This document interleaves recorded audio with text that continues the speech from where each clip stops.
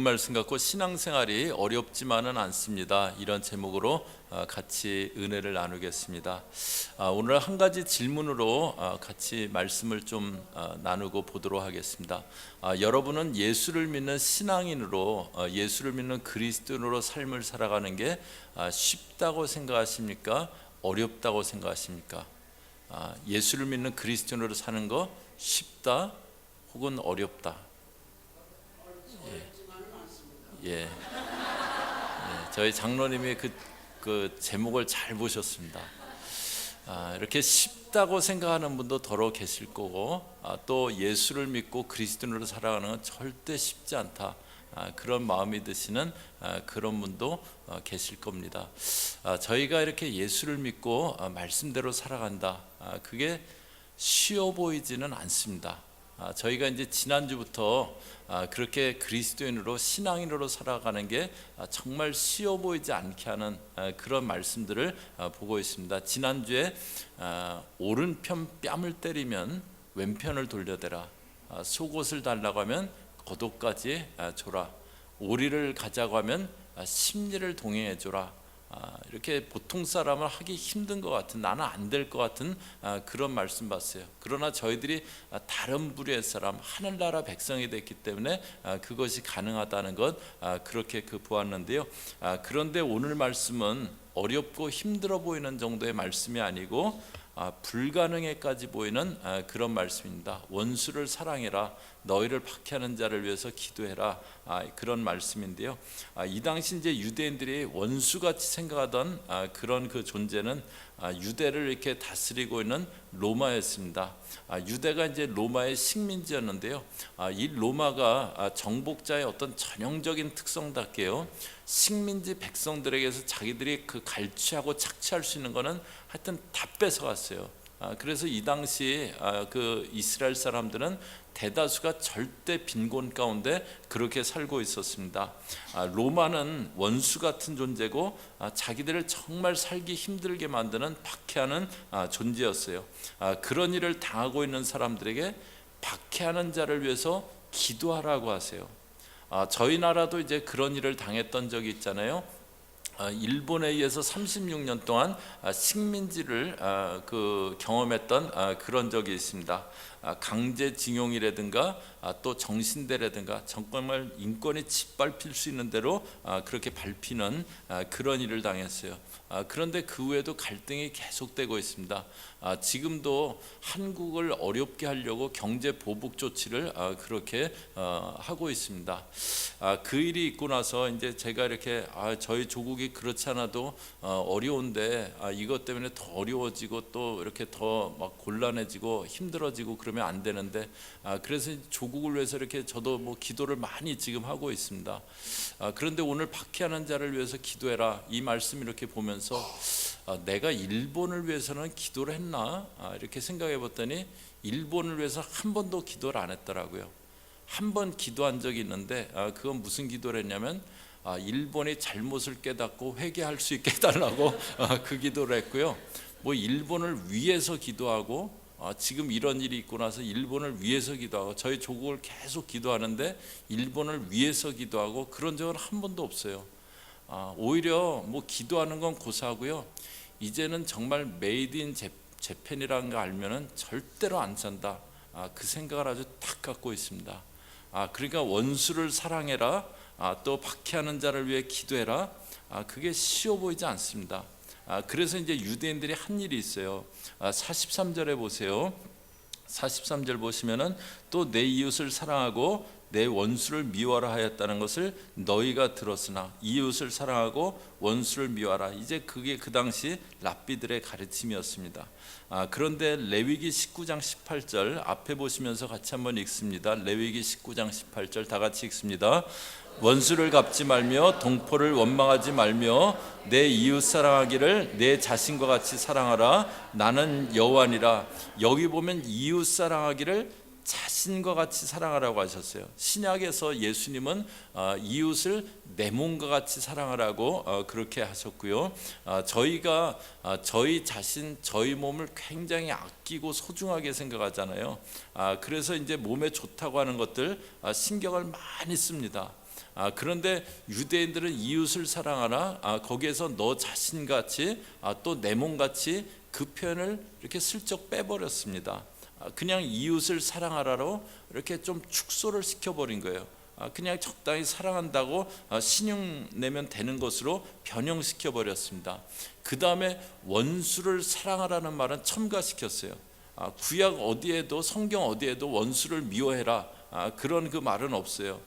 레위기에서도 원수 갚지 말라고, 여기 원수를 갚지 말며 그랬잖아요. 그런데 유대인들은 그냥 자기 입맛에 맞게 원수는 미워하라고 추가시킨 겁니다.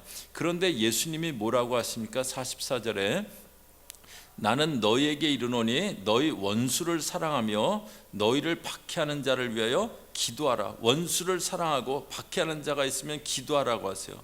원수가 사랑이 됩니까? 어떻게 나를 박해하고 정말 어렵게 만드는데 그런 존재를 위해서 기도가 됩니까? 신앙이 어렵다 못해서 예수님 말씀대로, 이 말씀대로 사는 건 불가능하다, 그렇게 보이게 하는 말씀을 하셨습니다. 그런데 그 다음 말씀이 있어요. 45절에 보시면요, 이같이 한즉 하늘에 계신 너희 아버지의 아들이 되리니 너희가 원수를 사랑하고 박해하는 자를 위해 기도하고 이같이 한즉 너희 아버지의 아들 된다, 그러셨습니다. 이건 이렇게 얼핏 들으면은 원수까지 사랑할 때 하나님의 아들이 되는 그런 일을 통해서 구원을 얻게 된다고 하는 것처럼, 그렇게 말씀하시는 것처럼 들리는데요. 그런데 그렇다면 저희들 중에 누가 구원받을 수 있겠습니까? 정말 원수까지 사랑해야지 구원받는다고 하면요, 저희들도 구원은 은혜로 믿음으로 받는다, 그거 알고 있잖아요. 그래서 여기 하늘에 계신 너희 아버지의 아들이 되리니 이게 말해주는 게 있는데요, 하나님의 성품 중에 아주 중요한 그 성품이 사랑입니다. 하나님의 속성이 사랑이시고요. 그래서 구원받고 하나님의 자녀가 된 자에게는 사랑이 나타나게 되어 있습니다. 저희 교회에서 하는 1:1 그 제자 양육 그 교재 중에 이제 구원의 확신이라는 파트가 있는데요. 거기 보면은 구원받은 사람에게는 이런 객관적인 증거가 나타난다 하는 그런 10가지를 이렇게 써놓은 게 있는데요. 그 중에서 어떤 게 있냐면, 믿는 사람을 보면 이유 없이 반갑다, 믿지 않는 사람들을 보면 안타까운 마음이 든다, 이제 그런 그 내용이 있어요. 예수를 믿을 때 우리 마음이 바뀌어지는 겁니다. 예수를 믿을 때 예수의 생명이 들어와서 우리 마음이 바뀌어지는 거예요. 그래서 갈라디아서는 이렇게 말해줍니다. 갈라디아서 5장 22절이요. 저희 앞에 보시면서 같이 읽습니다. 시작. 오직 성령의 열매는 사랑과 희락과 화평과 오래 참음과 자비와 양성과 충성과, 성령의 열매를 얘기하는데요, 첫 번째가 뭐냐면 사랑이에요. 여기 성령의 열매는 내가 그걸 맺히는 게 아니고요, 그냥 우리는 예수님 안에 있는데 맺혀져 나가는 거예요. 그러니까 예수님 믿고 성령님이 우리 안에 계시기 때문에 그 열매로 사랑이 맺혀져 가는 겁니다. 코리텐붐이라고 여러분도 아시는 그 2차 대전 때 독일의 그 강제 수용소에 이렇게 있었던 그분이요. 이제 그분이 유대인이라서 강제 수용소에 있었나 그랬더니 원래는 네덜란드 분이시더라고요. 그런데 이제 유대인들을 막 그 나치가 잡아갈 때 그 유대인들을 자기 집 2층에 그 밀실에 이렇게 숨겨두다가 그 일이 발각돼 갖고 이제 그 코리텐붐도 잡혀가서 강제 수용소 생활을 했는데요. 그리고 나서 이제 그 후에 하나님이 많은 사람들에게 이렇게 용서를 가르치는 그런 도구가 이렇게 도구로 이렇게 쓰임을 많이 받으셨는데요. 그런데 이분에게 독일 뮌헨에 있는 교회에서 와서 간증을 해달라고 그런 요청을 한 거예요. 그래서 이제 간증하면서 하나님이 서로 용서하라 그랬다고, 우리가 독일인이냐 어떤 뭐 국적이냐 그거 상관없이 우린 다 형제자매라고 이제 그렇게 간증을 했어요. 그리고 예배 끝나고 이제 거기 그 독일 성도들이 막 은혜 받았다고 이제 그 와서 인사도 하고 또 악수도 청하고, 그런데 한 사람이 이렇게 자기 앞에 서 있는데 이 복도를 따라서 자기 쪽으로 이렇게 오는 거예요. 웃는 얼굴로 이렇게 그 오는데 보니까는 그 강제 수용소에서 아주 악질적으로 행동하던 그 간수예요. 악질 간수예요. 그 사람이 정말 치를 떨리는 그 모습인데 그 사람이 웃으면서 자기 쪽으로 이렇게 와갖고 손을 내밀면서 은혜 받았다고 그러는 거예요.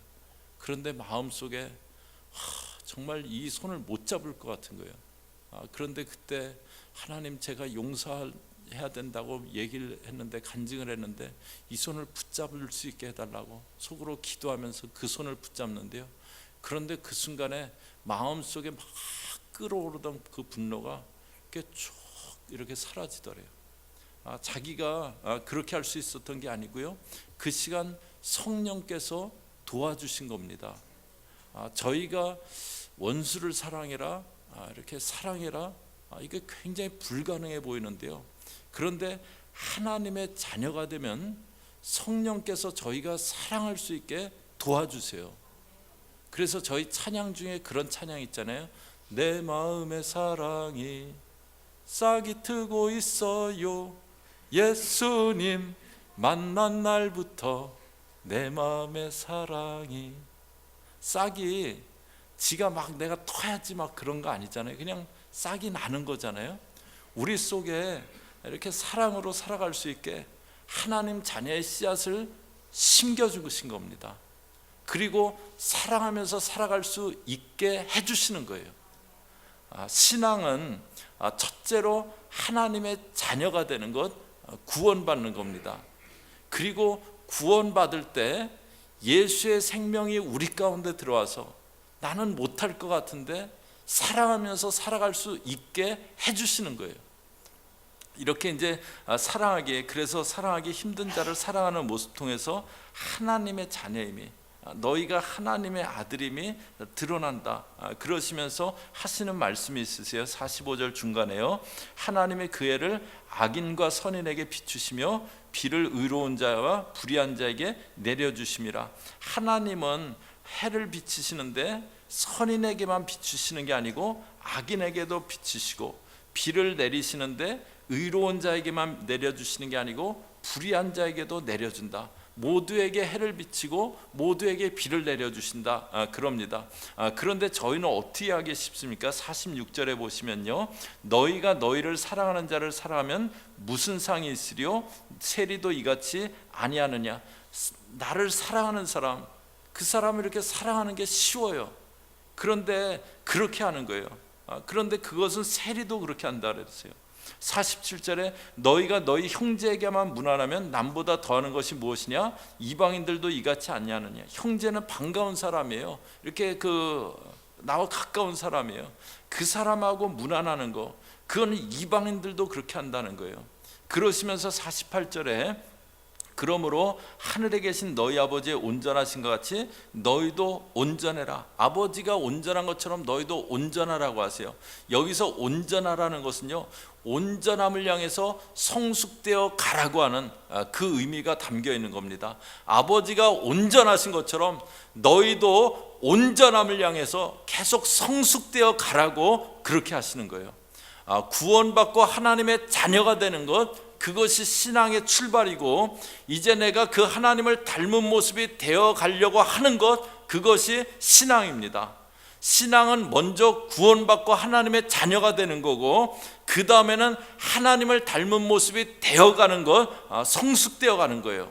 내 힘으로만 그렇게 하는 게 아니고, 구원받을 때 사랑의 마음이 주어지고 또 예수님 닮은 모습으로 그렇게 자라가야지 그 마음이 저희들 가운데 생겨지는 겁니다. 저는 이제 할아버님이 충청도 분이세요. 아버님이 이제 20살, 20세 좀 되시기 전까지 충청도에 사시다가 서울에 오셔왔고요. 그래서 이제 저는 서울에서 태어났고 서울에서 자랐습니다. 그런데 이제 어떤 분들이 간혹가다 이제 저를 보고 이렇게 말도 느리고 행동도 느리시다고 충청도시냐고 이제 묻는 분들이 계세요. 그때마다 저는 참 이상하다. 나는 충청도에서 태어나지도 않았고 거기 자라지도 않았는데 왜 이렇게 됐을까? 근데 할아버지가 또 저희 아버님이 그래갖고 그냥 닮은 거예요. 그냥 그분들 그 모습이 이렇게 제 안에 그 DNA가 있는 거예요. 그리고 이렇게 닮아간 겁니다. 마찬가지로요, 저희가 예수님을 믿을 때요, 저희 가운데 새로운 씨가 심겨진 거예요. 사랑의 씨, 예수님 닮고 싶은 그 마음의 씨가 심겨진 겁니다. 그러니까 이걸 뒤집어서 얘기하면은요, 만약에 나는 누구를 이렇게 사랑해야지, 그런 마음이 그냥 어떤 내추럴한 인간적인 사랑 말고 정말 이렇게 좀 안 좋은데 이렇게 그 사랑이 막 되는 거, 그런 마음이 나는 생겨본 적이 한 번도 없다. 그러면 나 정말 예수의 생명이 내 안에 들어온 구원받은 자녀인가? 그거에 대해서 한번 점검해 보셔야 됩니다. 나는 정말 예수님다운 모습으로 좀 자라가야지, 신앙이 더 자라가고 성숙돼야지, 예수를 이렇게 믿은 사람은 그 마음이 이렇게 생기게 돼 있어요. 그런데 나는 그런 마음 전혀 없고 그냥 뭐 이렇게 교회 가야 되니까는 그 가는 거, 그냥 신앙생활이 늘 그렇다면은 나에게 예수의 생명이 들어와 있는가, 그걸 봐야 돼요. 저희 이렇게 그 구원받은 사람의 그 내용 중에 보면은요, 그냥 예배가 사모가 되는 거예요. 그냥 기도가 되는 거예요. 막 하라고 해서 되는 게 아니고요. 나는 한 번도 그런 적이 없다면 난 정말 예수의 생명이 들어와 있는가, 그거 점검해 봐야 됩니다.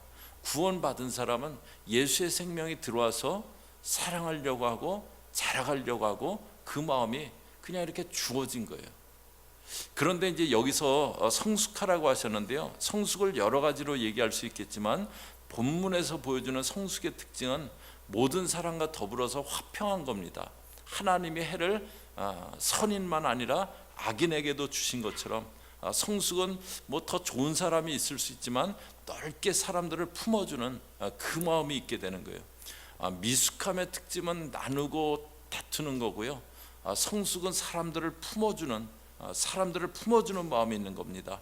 그래서 로마서 12장 18절이요, 저희 같이 읽습니다. 시작. 할 수 있거든 너희로서는 모든 사람과 더불어 화목하라. 성숙한 사람은요, 이렇게 사람들하고 두루두루 원만한 사람이에요. 사람들하고 두루두루 이렇게 화목한 그런 사람이에요. 나는 이런 사람은 싫다, 막 다 그게 있는 사람이 있어요. 그러면서 나는 한번 틀어지면 절대 다시 안 봐요. 막 자랑처럼 그러는 사람이 있어요. 나 한번 아니다 싶으면 한번 틀어지면 그걸로 끝입니다. 다시 안 봐요. 그런 사람들이 있는데요, 그거는 나는 영적으로 아직 미숙합니다. 나는 아직 미숙한 사람이에요. 그 얘기를 하고 있는 거예요.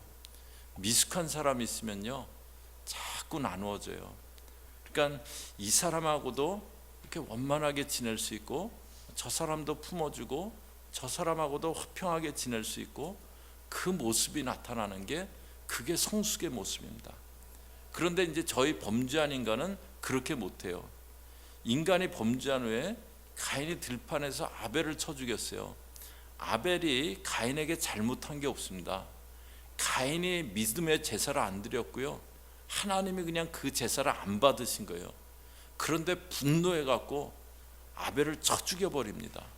그 다음에 이제 가인의 후손 라멕이라는 자가 있는데요, 그가 하는 말이 있어요. 창세기 4장 23절에 보면요, 라멕의 아내들에게 이르되 아다와 실라여 내 목소리를 들으라, 라멕의 아내들이여 내 말을 들으라. 그 다음에 같이 읽습니다. 나의 상처로 말미암아 내가 사람을 죽였고 나의 상함으로 말미암아 소년을 죽였도다. 나에게 상처 줬다고 사람을 죽여버리는 거예요. 나를 상하게 했다고 그 소년을 죽여버리는 거예요. 이게 범죄한 인간의 모습입니다. 복수하고 원수 갚고요. 제가 이번 주에 한날은 이렇게 인터넷으로 신문을 보는데 이제 헤드라인 30개 중에 이렇게 세어봤어요. 하도 그런 게 많이 눈에 띄어서 뭐 복수하고 이렇게 원수 갚고 누구 죽이고 그게 몇 개나 되나. 그랬더니 엘파소에서 무차별 총기 난사 사건이 있었고요. 또 여기 남가주에서 막 그 2시간 동안 칼 들고 다니면서 사람 찔러 죽인 일이 있었고요. 뉴욕에서는 그 이렇게 여자친구랑 뭐 그 이렇게 관계가 어려워졌다고 일하는데 찾아가고 그냥 그 죽인 그런 일이 있고, 하여튼 5개가 이제 그런 거예요. 전체 뉴스의 20%가 그런 뉴스더라고요. 이게 범죄한 인간의 실상입니다.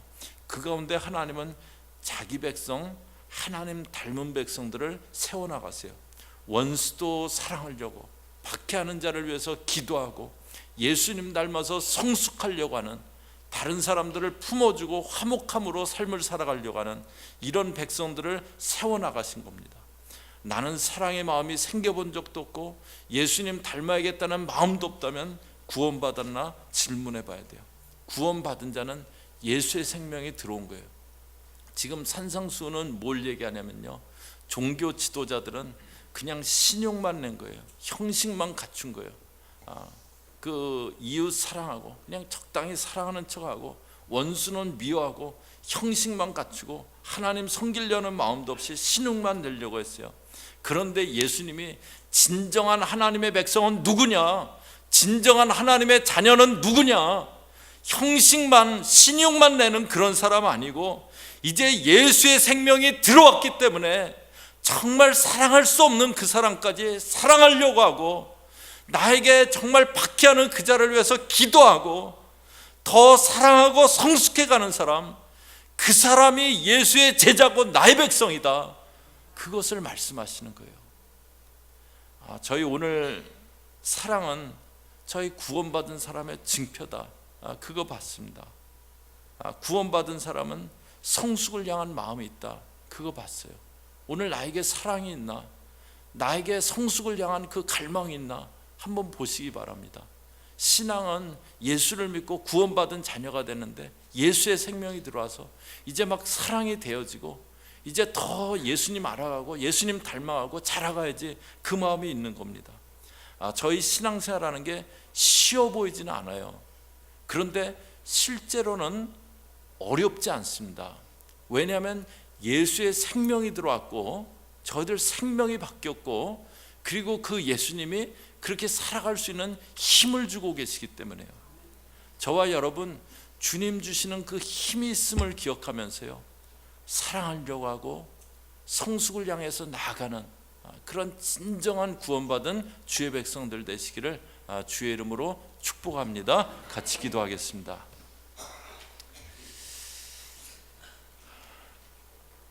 하나님, 오늘 저희가 신앙은 예수의 생명이 들어오고 또 예수님이 정말 말씀대로 살아갈 수 있는 힘을 주고 계시는 것임을 보았습니다. 하나님, 나는 절대 말씀대로 못 산다, 저희들 많이 그렇게 생각하는데 하나님, 그 마음이 지워지게 없어서 우리에게 새 생명이 주어졌고 또 저희들에게 힘 주고 계시기에 저희가 발을 내디디면 그 일이 가능해짐을 볼 수 있게 하여 주시옵소서.